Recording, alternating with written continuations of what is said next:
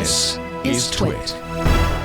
Let's see. This is the bad news I was talking about. There is a box from a company called GrayShift called GrayKey that is designed to unlock iPhones, and apparently law enforcement just loves the GrayKey. Motherboard has the story. It is a relatively cheap tool. It is something that they have to have the iPhone and plug it into. According to Motherboard, it works with iOS 11 on an iPhone 10, and that's a little bit of a shocker. We know there have been backdoors in older versions of iOS, but this is the current iPhone. Secret Service is planning to buy at least half a dozen GrayKey phones, phone boxes to unlock iPhones. State Department has bought it. Drug Enforcement Administration interested. The FBI interested. Many local police forces, like the Maryland State Police, the Indiana State Police, the Indianapolis Metropolitan Police Department.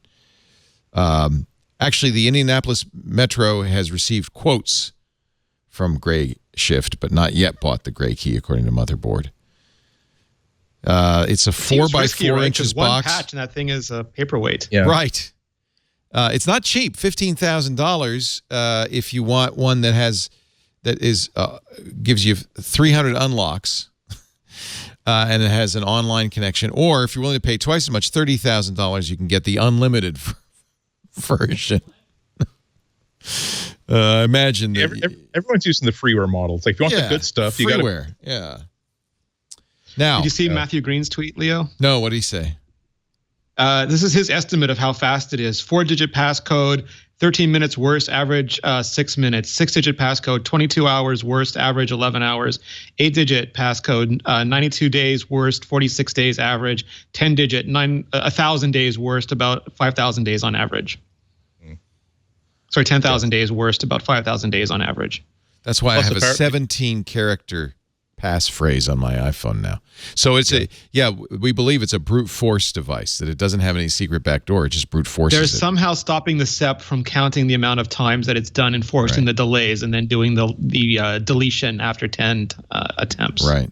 Yeah. See, this is why I'm with Renee. Like, the success of this box is predicated on Apple's inability to raise $15,000 to buy one of their own. Because as soon as they see how it works, boom, it just stops working. And even so, there is no magic CCAM astronomy backdoor password to unlock a phone. It really has to be one of these brute force things. And that's easily negated by someone being very willing to inconvenience themselves once every 2 days by typing in a 12-digit password. Yeah. Yeah. So if you're really worried about this, have a longer password. I have a 17 alphanumeric. That's a pain in the butt.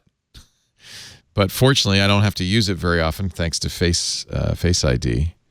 And what did he say? That would be a long time to brute force. Yeah, what's the entropy level of the universe again? A long time. In fact, you might make the case that this GrayKey thing is really hype. That's taking money out of law enforcement's pockets more than. And the other thing is, I mean, like you can contest the legality of those kinds of brute force attacks, but the ability for law enforcement to put your finger on a device out in the field or to hold it up. I mean, there are lots of ways to get into a device, and this is just one of several that should concern us.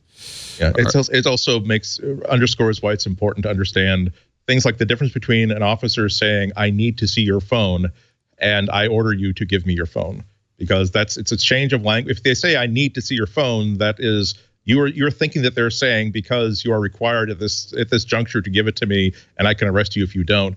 Whereas from their point of view, when they hand it to you, they've just ticked off the box where the suspect volunteered his phone when I asked to examine it. You don't know that he's going to take it back to the car, plug it into a box, or give it back to you in a day or two. But that could be what happens.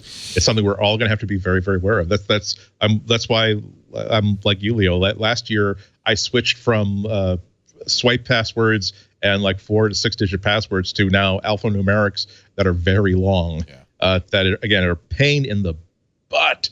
When I unexpectedly, when I'm like at the grocery checkout and I don't know why my phone wants to. I think I'm just going to trap my phone on the key on the pad and be paying instead of having to type in like this long password.